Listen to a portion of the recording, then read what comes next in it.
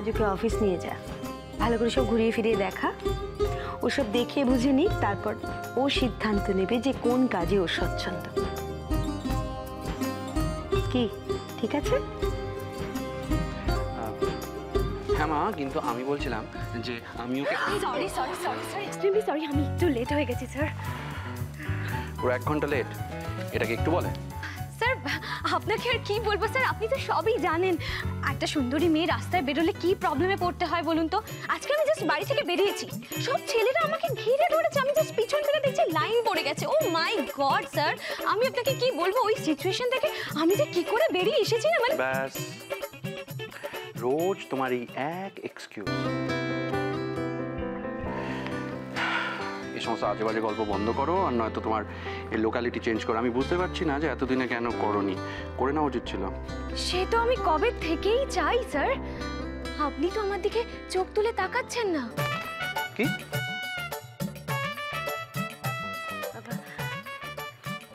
Late late sir, meeting meeting meeting আছে স্যার, আমাদের যেতে হবে, আমরা অলরেডি। আমরা না, আমি মিটিংয়ে যাব, আর তুমি ওনাকে নিয়ে আজ অফিস যাবে। স্যার তাহলে আমি কি করব? ওই যে বললাম, ওনাকে নিয়ে অফিস যাবে। স্যার উনি কে? মা। মীরা, এই হচ্ছে রুমারি, আদির বিয়ে।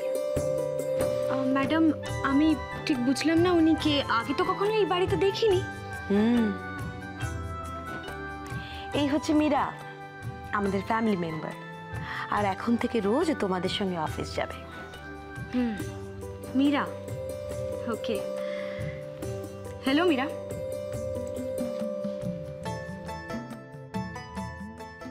মীরা ফ্যামিলি, ই আবার হঠাৎ কোথা থেকে উড়ে এসে জুড়ে বসলো রে বাবা?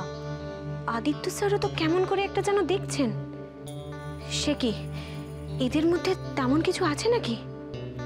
তাহলে কি আদিত্য স্যার আমাকে টিচ করলেন?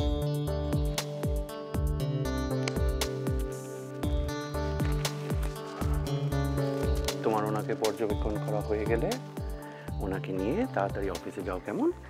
Okay sir. আমি গেলাম। হাই দুর্গা দুর্গা।